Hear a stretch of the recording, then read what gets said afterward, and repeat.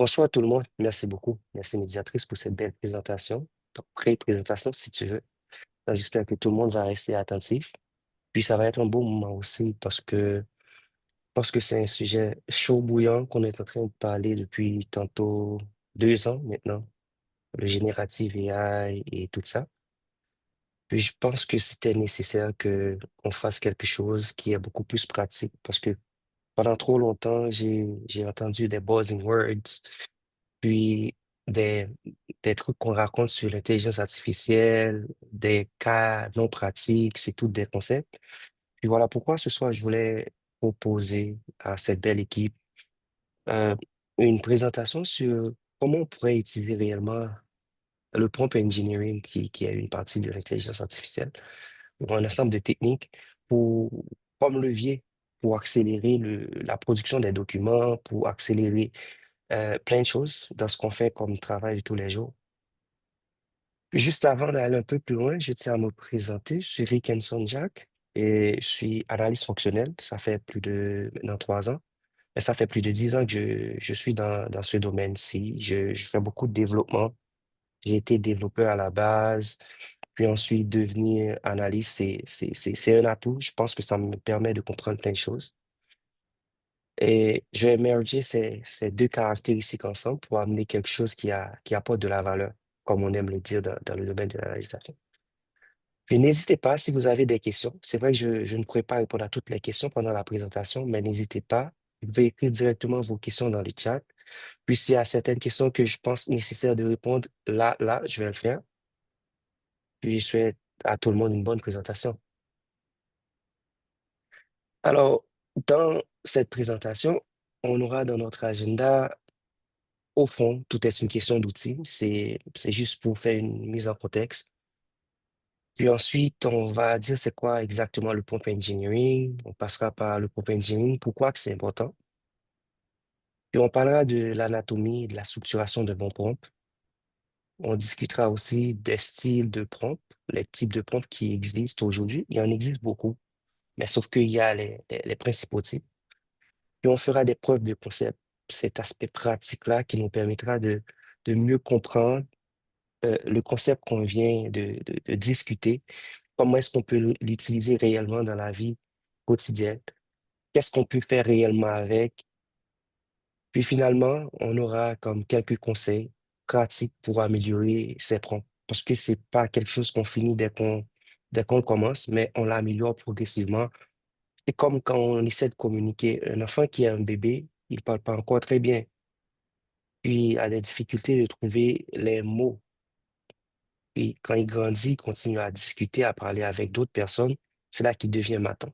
Donc c'est à peu près la même chose pour le prompt engineer. J'aime commencer avec cette image. Au fond, tout est une question d'outils.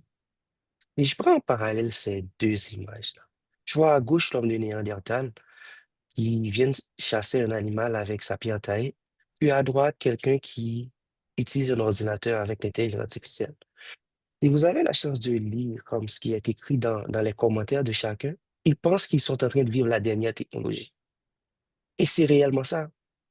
Parce qu'à l'époque, le besoin n'était pas à l'IA, c'était de préférence la pierre taillée. Et l'homme de Néandertal l'utilisait, il trouvait que c'était la technologie ultime pour pouvoir aller chasser, pour se nourrir.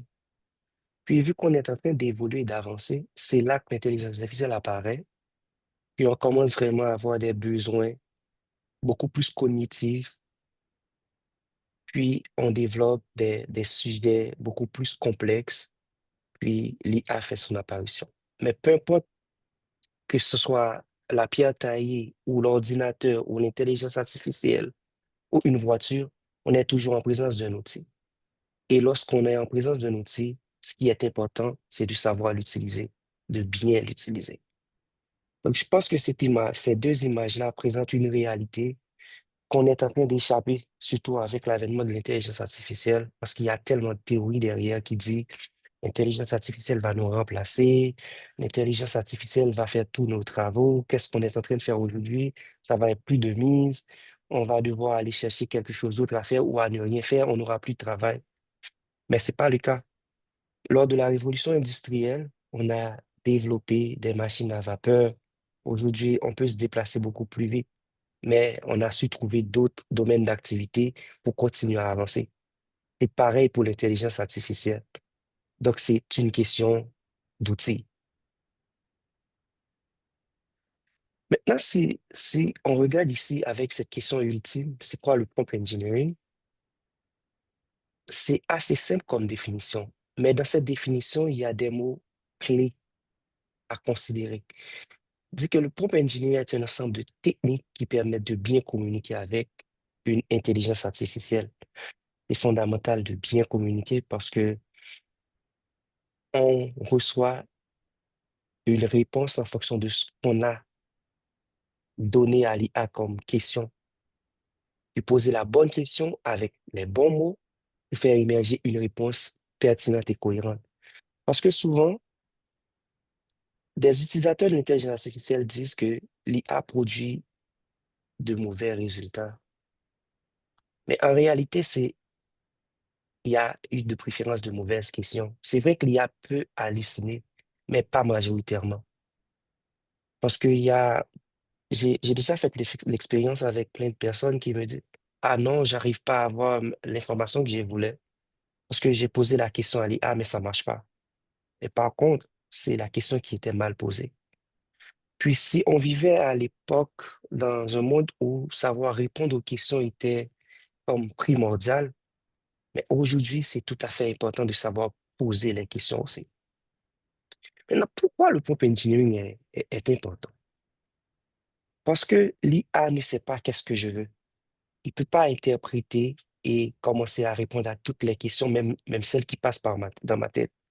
C'est impossible. Donc, dans ce cas, il nous faut des techniques pour savoir comment rédiger une bonne question, ce qu'on appelle un prompt, pour générer une réponse qui est beaucoup plus pertinente et qui est beaucoup plus proche de la réalité de ce qu'on est en train de chercher. Donc, ça permet d'avoir beaucoup plus de clarté et de précision. Je profite dans cette deuxième partie pour le prompt engineering pour présenter cette image. Par exemple, à droite, on a une image qui représente une IA, ce qu'on appelle aujourd'hui un NLM. Puis à gauche, on a T-John, qui est notre acteur ce soir. Son objectif, c'est de demander à l'IA de lui fournir quelques informations par rapport à des rôles qui existent dans la vie réelle. Voyez l'IA comme étant un cerveau. C'est une intelligence qui possède une connaissance. C'est pas la science infuse, mais c'est beaucoup de connaissances. Mais il ne peut pas générer comme un schéma mental sans une bonne question. Là, j'ai mis en orange un prompt qui produira une réponse, mais c'est ce qu'on appelle un prompt vague. Il dit, connais-tu une personne qui peut traiter un sujet? Par exemple, si John pose cette question à l'intelligence artificielle, si vous voyez en haut, ça représente de façon non exhaustive l'ensemble de connaissances que possède cette intelligence artificielle. Mais comme vous voyez, il n'y a que des mots. Ça n'a aucun sens. Maintenant, c'est en fonction de la question qui est posée que l'IA va se baser sur sa capacité, sur son intelligence pour produire un résultat. Plus la question est bien formulée, plus la réponse est claire et précise. Si on prend par exemple le second prompt qui est écrit en dessous en vert, qui dit quel est le rôle d'un professionnel qui traite des exigences fonctionnelles. Maintenant, ça crée un schéma mental beaucoup plus clair, beaucoup plus sensé pour l'intelligence artificielle. C'est à partir de là qu'elle va générer une réponse qui est précise parce que la question a été claire. Donc, en gros, quand vous communiquez avec une intelligence artificielle, par exemple, soit par prompt ou par voix, même si c'est par texte ou par voix, ce qui est essentiel, c'est d'être clair, d'être précis dans ce qu'on est en train de demander. À partir de là, si vous avez des questions, n'hésitez pas à les mettre dans le chat. Ou si vous avez une question en particulier sur les slides qui viennent de passer, s'il vous plaît, vous pouvez les poser. Je ne pourrai pas répondre à toutes les questions, mais s'il n'y en a pas, je vais continuer.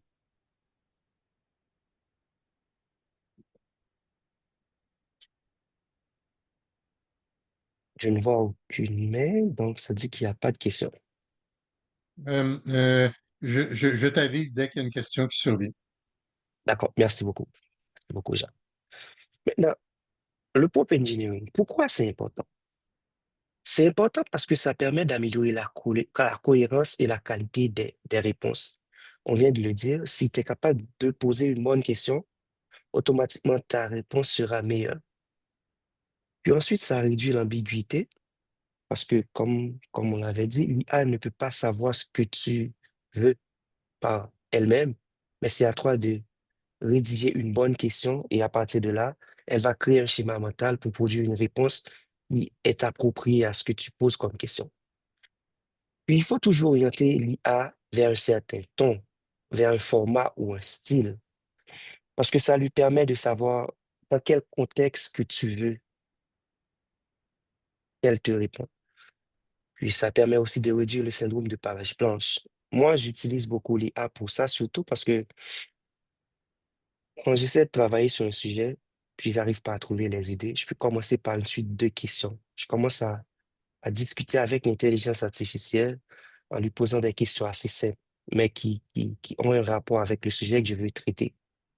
Puis, progressivement, je commence à avoir beaucoup plus de matière, beaucoup plus de données pour continuer sur mon sujet.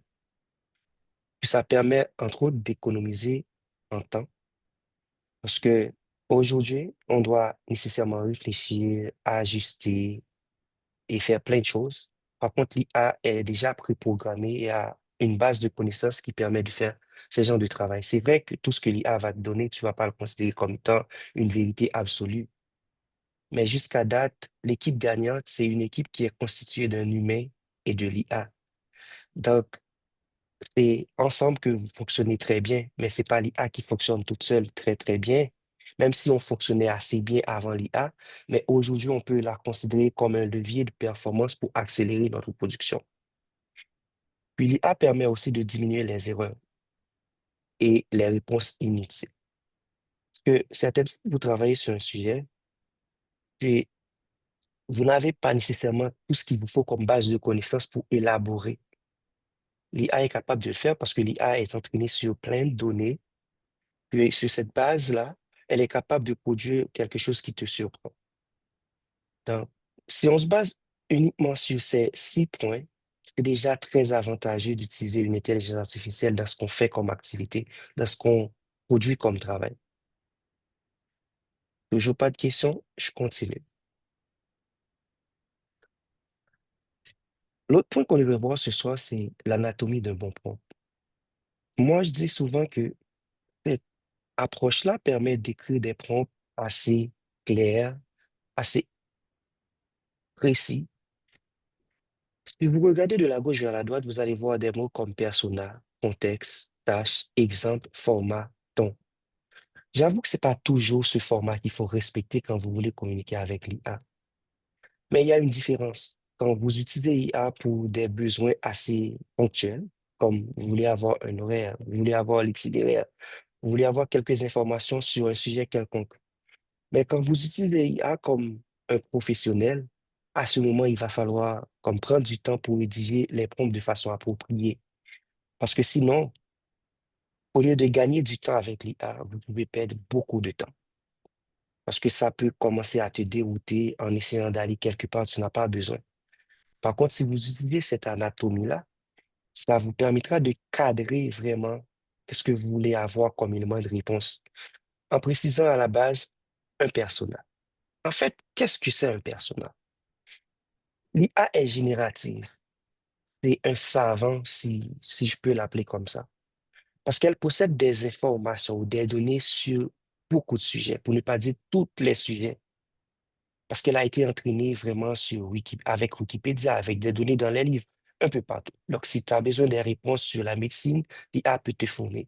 Si tu as besoin des informations ou des données sur n'importe quel sujet ou dans n'importe quel domaine d'activité, l'intelligence artificielle peut te répondre. Mais par contre, ça fait beaucoup de calculs et ça peut perdre l'IA aussi si tu n'es pas précis. Voilà pourquoi à chaque fois que vous voulez poser une question à une intelligence artificielle, il faut penser à le mettre dans un contexte, de faire de lui une personne. C'est comme quelqu'un à qui tu vas demander un service parce que tu sais qu'il est capable de le faire. sachant qu'on veut avoir des avis d'impôts, des informations sur comment euh, traiter tout ce qui est fiscalité, économie. On sait à qui on doit traiter, quel type de professionnel qu'on doit contacter. Donc, dans ce cas, si vous voulez avoir aussi ces informations en provenance d'une intelligence artificielle, il faut la mettre dans cette peau-là. Donc, ce qui permet de créer un personnage. Donc, c'est assez simple. Il lui dit, tu es, par exemple, un avocat. Tu es un business analyst ou une business analyst.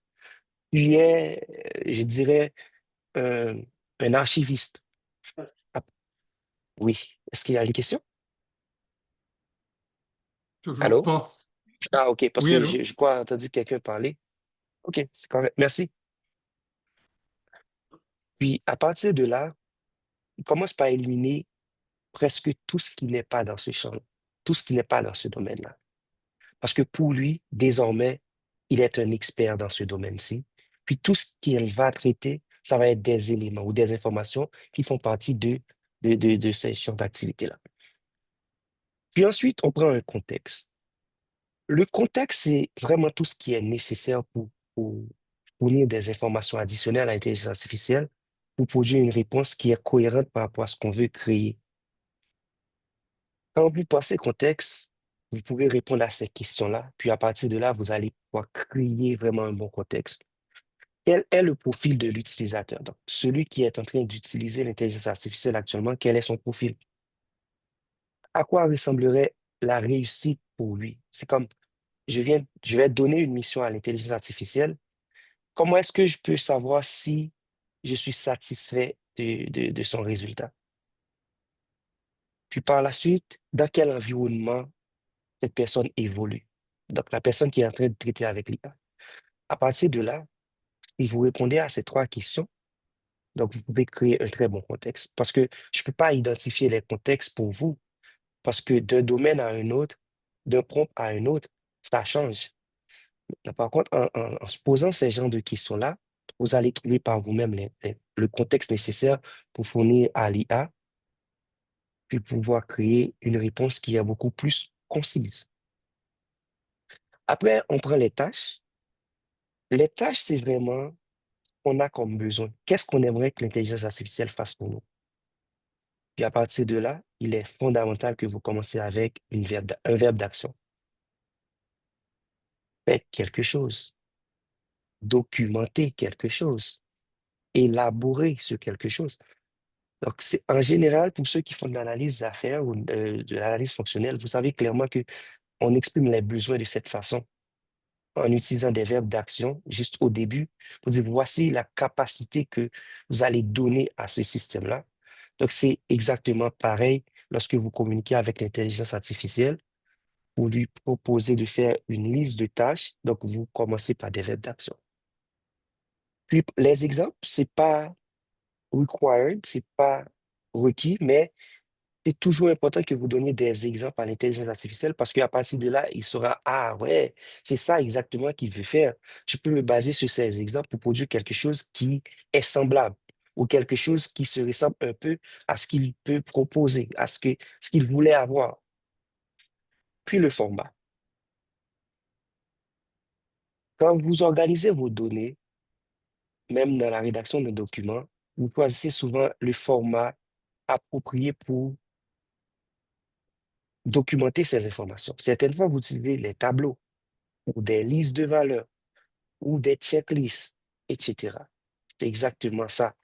Par exemple, vous pouvez demander à l'IA, produis-moi une liste de personnes, je dis la liste des personnes qui travaillent dans le secteur manufacturier, etc., etc.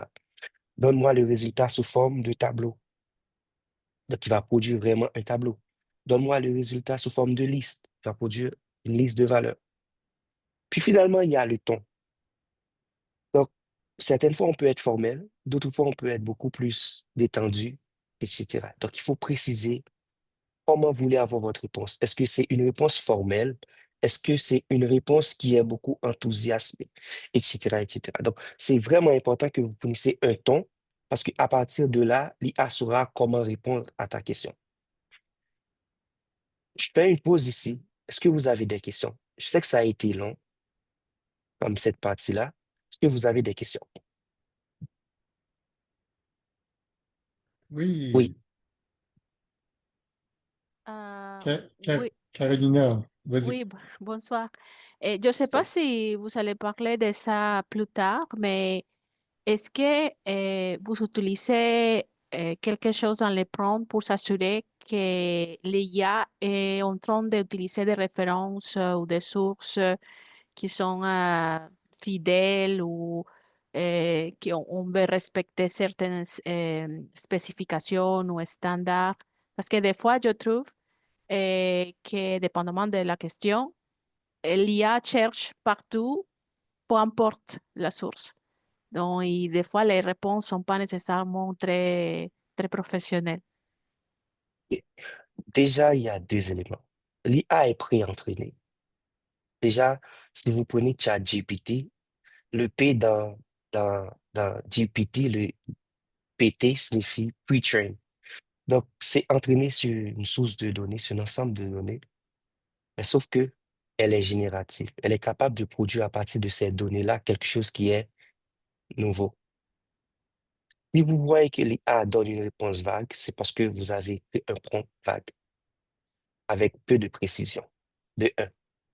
Deuxièmement, si vous travaillez dans un contexte précis, vous pouvez alimenter l'IA soit avec un document ou des informations additionnelles dans le contexte qui lui permettraient de cadrer ta réponse en fonction de qu'est-ce que tu veux faire. Comme je l'ai dit au début, l'IA ne sait pas nécessairement sur quoi tu travailles. Elle n'a pas le contexte global de ta situation.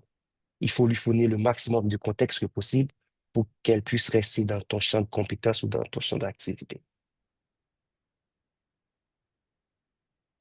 Merci. D'accord.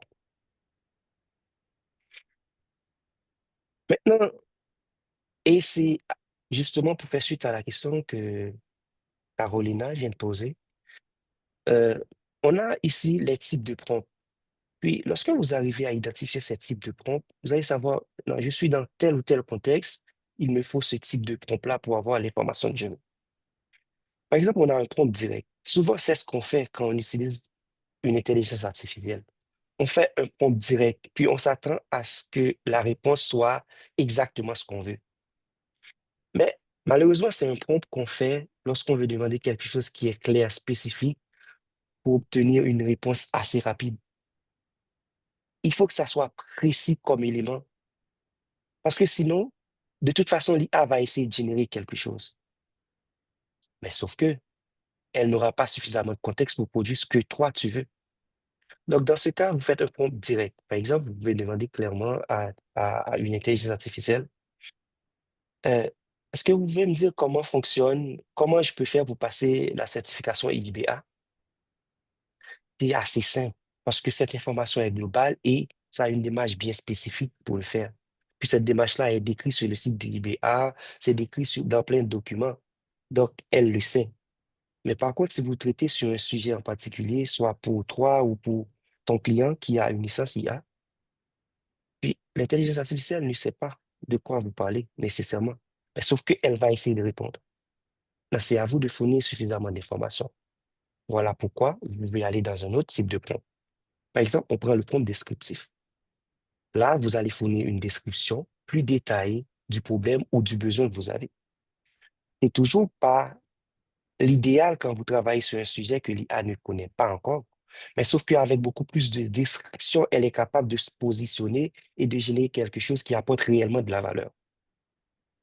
Puis par la suite, on prend un prompt contextuel. Là où vous donnez un contexte supplémentaire pour guider l'IA. Et c'est là que ça devient intéressant. Admettons que vous travaillez, par exemple, sur la réponse d'une offre. Si tu demandes à l'IA de répondre à telle ou telle offre, elle ne le saura pas. Mais si vous passez en contexte ce document-là, où vous prenez une partie importante, vous faites un résumé de ce document, vous le passez en contexte, puis sur cette base, vous écrivez un prompt qui dit utilise ce contexte-là pour générer telle ou telle activité ou pour produire tel ou tel output. À ce moment, l'intelligence artificielle a suffisamment de contexte pour produire un résultat qui a du sens et qui va rester dans ton contexte à toi. Elle ne va pas essayer d'aller un peu partout pour aller chercher beaucoup plus d'informations. Sauf qu'elle va générer quelque chose qui se base essentiellement sur ce que toi, tu lui donnes comme contexte. Puis par la suite, l'autre prompt, c'est le prompt interactif. C'est vraiment le type de prompt qui permet d'améliorer ce qui est en cours. L'un des cas que je rencontre beaucoup, parce que j'utilise l'intelligence artificielle un peu partout, mais si je prends par exemple le cas pour ceux qui produisent soit des documents ou du code, souvent ils peuvent commencer à produire un document ou du code avec l'IA, puis dès qu'ils quittent ce qu'ils sont en train de faire et comme quand ils reviennent, ils peuvent plus continuer parce qu'ils perdent non seulement le contexte, c'est comme ils recommencent du début et ça devient extrêmement difficile parce qu'ils sont plus capables d'avancer. Dans ce cas, il faut faire un prompt interactif. À ce moment, vous avez l'historique de votre conversation, puis vous pouvez ajouter du contexte pour améliorer les réponses, puis vous continuez à parler avec l'IA. C'est comme une conversation interminable. Ça, c'est pour un prompt interactif. Je vais continuer parce que pour chaque élément après ce slide, j'ai rédigé des prompts qu'on va vraiment essayer sur soit ChatGPT ou sur Claude, sont les deux que j'utilise, mais que je vous conseille aussi d'utiliser Claude ou ChatGPT. Disons que jusqu'à date, j'ai eu de très bons résultats avec eux, mais si vous connaissez par exemple d'autres IA ou d'autres outils qu'on peut utiliser dans ce sens-là, vous pouvez les partager dans le chat. Ça va être un plaisir de les lire et ça va être un plaisir de faire de l'expérience avec eux aussi. Je me suis basé sur un chapitre de l'IBA comme du contenu pour, pour cette présentation, qui est la gestion des exigences, le cycle de vie des exigences. Puis tout ce que vous allez voir par la suite, ce sont des exemples des types de pompes qu'on voit ici, mais dans un contexte de gestion des exigences fonctionnelles. Mais juste avant, je vais partager quelque chose que j'ai ramené sur mon écran.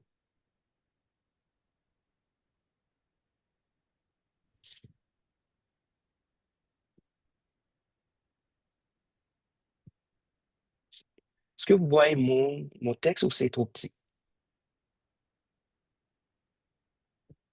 Euh, pour pour l'instant, c'est la même slide. Ah, attends, peut-être que je dois arrêter le partage, puis repartager.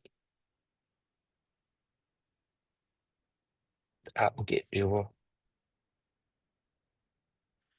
Maintenant, c'est bon, vous voyez mon écran. Même slide? Non, maintenant, on voit le texte. OK. En fait, ceci est un texte, comme c'est un rapport d'entretien, mais c'est bidon, hein. C'est bidon. Vous voyez toujours mon écran ou ça a changé? Je vois Allô? toujours ton écran. Rapport d'entretien. OK, c'est ça. Bien. Donc, c'est un rapport d'entretien. C'est la...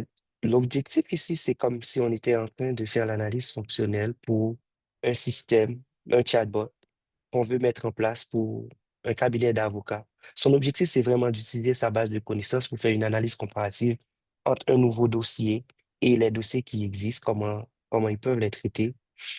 Puis aussi, comment est-ce que les avocats peuvent utiliser les documents qui existent déjà pour aller chercher des textes et lois, etc. Mais tout ça, ils vont se trouver dans un chatbot, puis ils vont communiquer directement avec lui comme s'ils étaient en train de communiquer avec quelqu'un. Donc, c'est ça le contexte global de ce qu'on va faire comme analyse. Donc, si vous avez eu le temps de lire, je vais revenir sur l'autre écran, puis on va passer à travers les types de prompts. Ça ne va pas être long. Hum. Maintenant, est-ce qu'on revient sur l'autre écran? Je ne peux pas le vérifier. Est-ce qu'on revient Non, sur les types de on prompts? est à rapport d'entretien toujours. OK.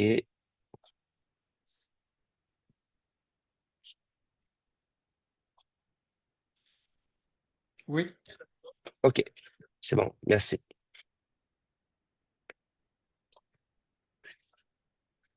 Maintenant, si on prend par exemple le prompt contextuel, donc ajoute du contexte supplémentaire pour guider la réponse. Je prends un exemple.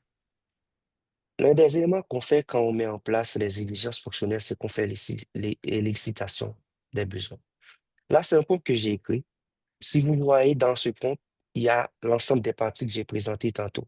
Il y a un persona, il y a le contexte, il y a des exemples, puis il y a le ton. Prends directement ce prompt-ci.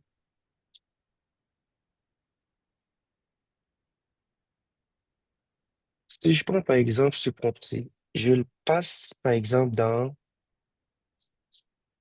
désolé, donc j'arrête un peu.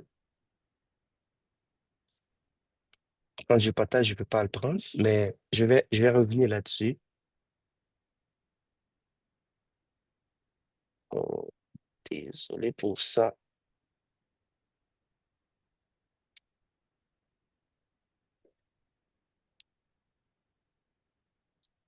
Donc, vous voyez toujours mon écran de prompt. Oui. Oui, OK, merci. J'ai l'impression que de mon côté, je viens de le perdre.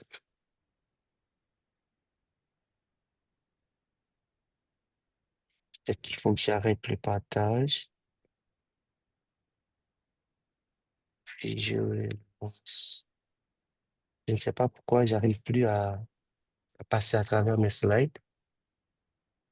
Si vous le voyez toujours, il faut que j'arrête le partage. Oui. Ce qu'on voit, c'est la slide prompt contextuel. Oui, OK, euh, on vient de prompt engineering. Pourquoi c'est important? OK, c'est ça. Merci. Là, c'est le point contextuel, c'est ça? Oui, OK. Donc, si vous regardez, par exemple, je dis si tu es un business analyst, prépare un plan d'entretien pour recueillir les attentes des avocats et des assistants juridiques concernant la recherche en langage naturel des affaires traitées par le cabinet. Si vous passez ça à une intelligence artificielle, euh, je ne sais pas pourquoi vous ne pouvez pas avoir mon autre écran de préférence, mais si je copie lui, je pense que c'est ça que je vais faire. Maintenant, vous voyez mon autre écran, oui, Tiger Return, c'est ça? OK. oui, oui, Puis si je passe ce prompt ici, ce qui est important, c'est que rédigez d'abord vos prompts dans un document. Laissez vos prompts quelque part parce que vous allez les réutiliser par la suite. Puis si j'exécute ce prompt-ci avec Claude, on va juste faire une analyse comparative rapidement avec le résultat qu'on a. Puis est assez intéressant comme outil parce que non seulement ça nous permet de prévisualiser la réponse, on peut le télécharger assez rapidement, même si on est capable de le faire avec ChatGPT, mais Claude, sa version preview est beaucoup plus exploitable, je trouve. Par exemple, si je prends ici, vous allez avoir un entretien avec des avocats pour avoir leurs besoins concernant euh, cette plateforme qu'ils veulent mettre en place pour leur cabinet. Puis, à partir du prompt, on a généré un document complet qui d'abord commence par présenter le plan d'entretien, recherche en langage naturel des affaires juridiques, puis il fait une description objective de l'entretien. Ensuite, il te présente tes parties cibles, avocats associés, collaborateurs, assistants. Puis ensuite, il commence par te mettre même combien de temps tu dois passer sur tel ou tel aspect dans cet entretien. Puis, il y a les réponses, qu'est-ce que vous attendez, capacité de recherche souhaitée. Vous posez les questions et c'est ce qu'on fait exactement quand on veut avoir, comme quand on veut savoir qu'est-ce que le client ou la partie prenante avec qui on a affaire veut avoir dans son système comme élément. Puis on fait une entrevue avec eux. Puis c'est comme ça qu'on récupère l'ensemble des réponses nécessaires pour aller produire des documents par la suite. Et si vous regardez à la fin, ici, il dit note pour l'entrevue, point d'attention, puis document. Il raconte tout ce qui est nécessaire pour votre plan. Et à partir de ce plan-là, vous le prenez, vous allez lire tout ce qui est dans le plan, voir qu'est-ce qui est conforme, qu'est-ce qui correspond exactement à ce que vous voulez faire. Est-ce qu'il y a des éléments additionnels, des éléments dont vous ne voulez pas? Mais sauf qu'à partir du prompt, il était capable de produire un élément qui est potable, structuré et qui reste dans le contexte de ce que je veux. Euh, Puis par la suite, si je fais pareil avec ChatGPT,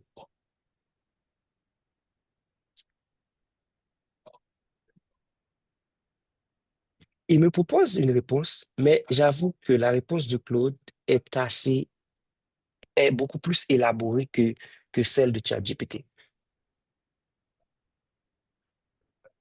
On n'aura pas le temps de passer à travers tout ça, mais c'est justement pour vous montrer, quand vous élaborez un prompt qui a assez de contexte, qui est assez clair, l'IA est capable de vous générer quelque chose qui a beaucoup plus de sens. Mais il faut toujours réviser ce que l'IA produit parce que c'est sûr qu'elle va ajouter des éléments dont vous n'avez pas besoin ou des éléments additionnels qui sont pas dans le scope de ce que vous traitez. Alors, il faut lire le document et enlever ce qui n'est pas nécessaire et ce qui ne correspond pas à votre champ d'activité. Je vais revenir, je vais prendre l'autre point pour faire une analyse approfondie. Je fais un refresh ChatGPT, je fais un nouveau avec Claude. Puis ça, c'est notre point. Tu es un business analyst. Vous voyez, à chaque fois, je le mets dans le contexte. Ça, c'est toujours le persona. Parce que si vous ne mettez pas de persona, ta réponse va être vague. Puis, il ne se mettra pas dans le contexte d'un billet. Si vous étiez un avocat, vous traitiez avec un avocat, il fallait mettre tu es un avocat. Vous pouvez mettre quelqu'un qui est fameux pour qu'elle prenne le comportement de cette personne-là. Parce que s'il y a suffisamment d'informations sur une personne, lorsque vous ajoutez dans ton prompt, comporte-toi comme telle ou telle personne, puis c'est sûr qu'elle va essayer d'être cette personne en te répondant. Par exemple, ici, tu es un business analyst, élabore une stratégie de gestion des exigences pour la fonctionnalité, identification et autres, là.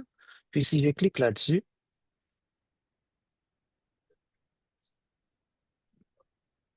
ça, c'est vraiment tout ce qui est nécessaire pour mettre en place ta stratégie. Exigences non fonctionnelles critiques, priorisation des exigences, could have, c'est vraiment des éléments qu'on fait tous les jours dans nos activités d'analyse fonctionnelle lorsqu'on met en place une stratégie.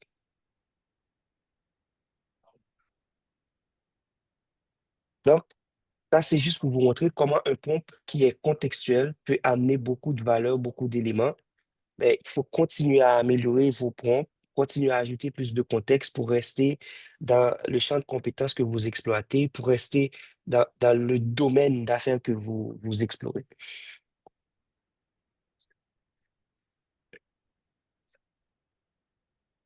Maintenant, est-ce que vous voyez mon PowerPoint? Oui. Oui, oui. D'accord, merci. Puis pour le prompt descriptif, donc quand vous donnez une description détaillée du besoin ou du problème, sans donner trop de contexte, ça a son sens. Par exemple, on peut l'appliquer dans le cadre de l'analyse des besoins. On peut l'appliquer aussi dans le cadre de gestion de suivi. Par exemple, ici, tu as un business analyst, créer une matrice de traçabilité reliant les deux exigences aux objectifs métiers, aux cas d'utilisation et aux critères d'acceptation. Puis c'est vraiment des thèmes, s'il y a des gens qui ne sont pas des analystes fonctionnels ou des billets, qui sont un peu inconnus, mais c'est vraiment des termes qu'on utilise de tous les jours. Même si on change de domaine, on va continuer à les utiliser. Donc, l'exemple de ces prompts, on peut les utiliser dans la vie de tous les jours. Il suffit de les ajuster en fonction de son contexte pour avoir un résultat approprié. Si je prends par exemple, ici, je vais exécuter ce prompt-ci, voir qu'est-ce que ChatGPT peut nous donner par rapport à ça.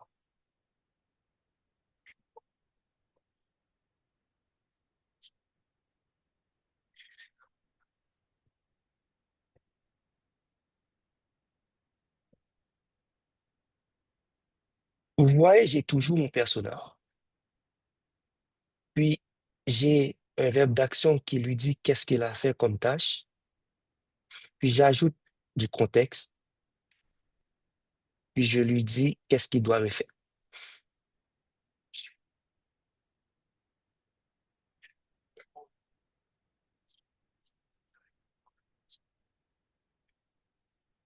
Là, c'est vraiment la rédaction de cas d'utilisation. Comme vous voyez, certaines fois, vous pouvez ne pas avoir de template pour produire votre document. Le fait de communiquer avec une intelligence artificielle, ça vous donne suffisamment d'informations, ça vous structure un document, puis ça vous ajoute beaucoup d'informations. Je le répète, il faut toujours réviser, il faut toujours faire un double check et reposer la question, ajuster. Par exemple, je peux revenir ici et dire, je vais continuer, donne-moi les réponses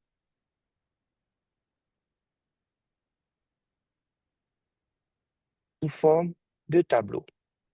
Là, si vous vous rappelez, j'avais dit qu'on pouvait décrire c'est quoi le format d'output. Puis si on fait ça comme ça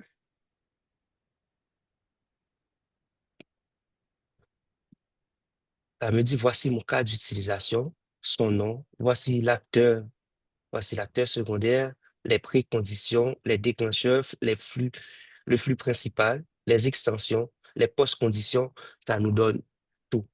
Et ceci, ce qui est intéressant, c'est qu'il faut reviser chacun des cas d'utilisation pour s'assurer que ça respecte exactement qu'est-ce qu'on veut faire.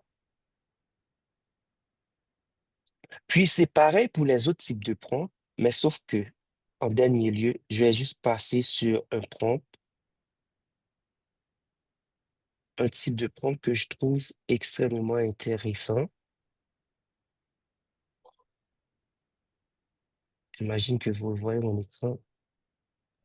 Oui, on le voit. OK. Maintenant, je prends le prompt itératif. Ici, regardez bien ce qui est écrit ici.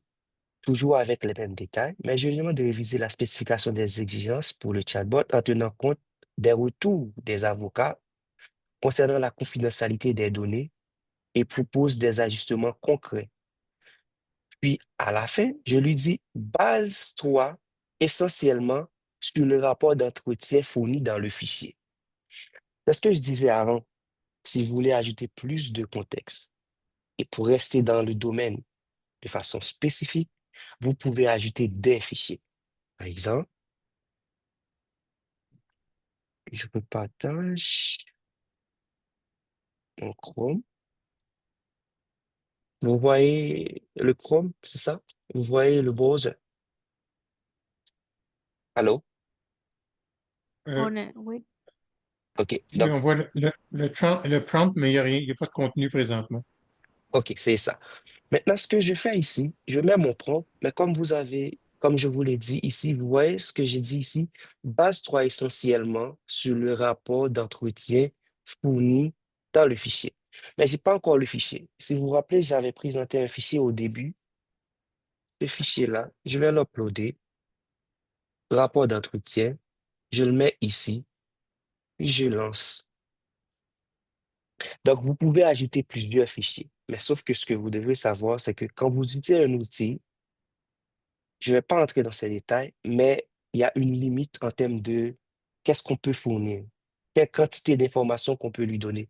Parce qu'une IA travaille avec des tokens et ces tokens-là sont limités. Donc, vous ne pouvez pas mettre tous vos documents dedans, mais vous pouvez de préférence prendre exactement les documents qui ont un contexte. Moi, personnellement, souvent, quand je travaille avec l'IA, j'aime la présentation sous forme de tableau. Même si ça me donne toutes ces informations-là, c'est sûr que je n'aurai pas besoin de toutes ces informations si ça ne fait pas partie de qu'est-ce que je veux en retour. Mais l'IA se base essentiellement sur ce fichier pour produire, pour faire la révision de la spécification des exigences pour le chatbot en tenant compte des recommandations des avocats. Donc, tout est là. Chiffre de données, protection cryptographique complète. C'est parce que dans ce qu'on a écrit, les avocats ont dit qu'ils ont besoin d'un système sécurisé. Donc, sur cette base-là, ils nous proposent des éléments, par exemple, chiffrement des données, conformité RGP, traçabilité audit, journalisation complète. Donc, c'est vraiment des éléments qu'on fait tous les jours dans nos activités, surtout quand on revise les fonctionnalités. Mais je peux clairement dire, euh, affiche les résultats Je vois qu'il y a une main levée. Allô? Le nom, c'est Prince. Prince Stanley. Allô? Oui, bonjour. Bonjour. Merci beaucoup, Wilkinson. En fait, j'ai une question par rapport au prompt engineering. Il m'arrive souvent de solliciter l'IA soit pour comprendre ou implémenter certains outils dans mon métier.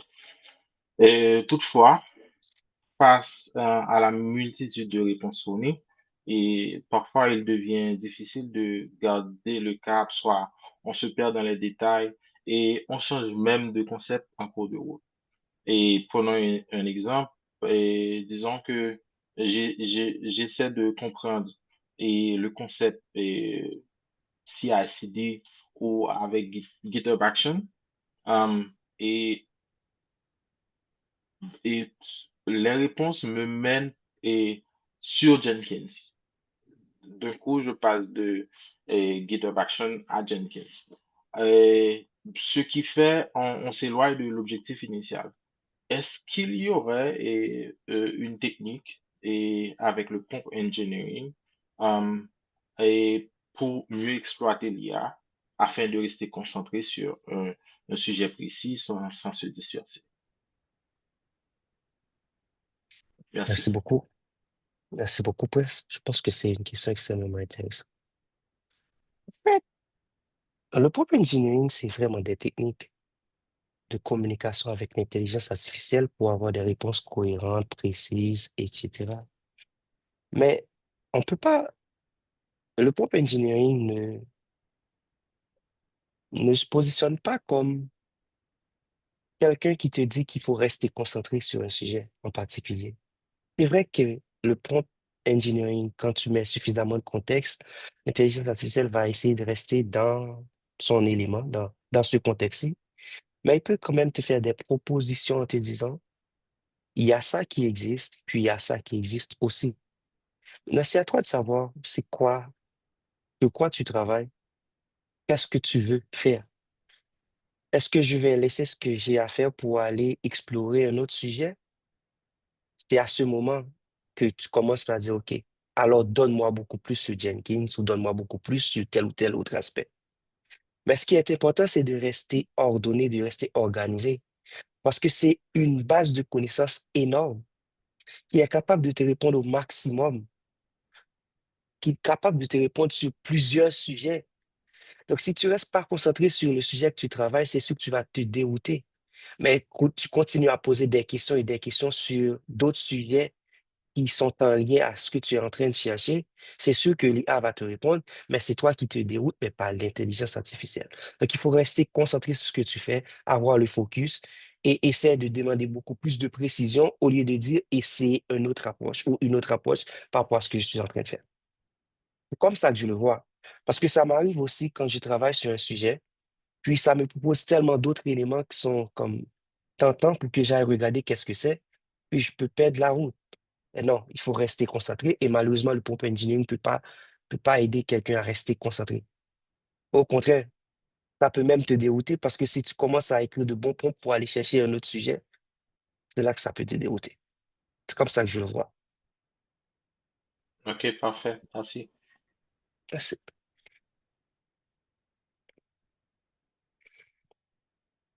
Alors, je vais continuer. Je vais pas continuer comme à aller en détail sur les autres aspects, les autres types de prompts, parce que je pense que vous avez compris. Maintenant, ici, on a quelques... Est-ce que vous voyez mon écran de présentation, le PowerPoint? Allô? Oui, Oui, on le voit. oui, OK, oui, oui, oui, merci. toujours. Merci. Donc, voici quelques conseils pratiques pour améliorer ces prompts. Première chose, il faut toujours donner un rôle à l'IA, qu'on appelle un persona. Exemple, tu es un analyste d'affaires expérimenté. Deuxièmement, sois explicite sur le format attendu. Comme vous avez vu tantôt, j'ai donné un prompt à l'IA, ça me donnait beaucoup de réponses. C'était difficile de lire tout ce document-là. Donc, je lui ai demandé, est-ce que tu peux me le mettre dans un tableau? C'est ce qu'elle a fait. Ensuite, ajouter du contexte pour mieux orienter l'intelligence artificielle. C'est ce que j'ai fait en ajoutant le fichier pour donner plus de contexte, plus d'éléments à l'intelligence artificielle. En plus du prompt que j'ai écrit, je lui ai donné le rapport d'entretien sur quoi elle s'est basée pour produire les résultats. Puis ensuite, raffiner progressivement jusqu'à ce que le résultat soit satisfaisant. J'ai eu un résultat sous forme de texte, ce n'est pas satisfait. J'ai demandé sous forme de tableau. Si je vois il y a des éléments encore qui ne sont pas corrects, je vais ajouter beaucoup plus de contexte. Et c'est là que le prompt interactif devient intéressant. Plus tu as d'éléments, plus tu ajoutes de contexte, plus tu fais l'interaction avec l'IA, plus tu as des réponses précises. Puis finalement, améliorer les réponses. Tu peux utiliser les commandes comme continu si ça s'arrête au cours de la route. Puis sinon, tu peux dire refaire une version plus concise ou refaire une version beaucoup plus précise. C'est des commandes qui peuvent te faciliter la vie, qui peuvent t'aider à avoir un résultat beaucoup plus euh, cohérent par rapport à ce que tu attendais. Je pense que ça fait le tour.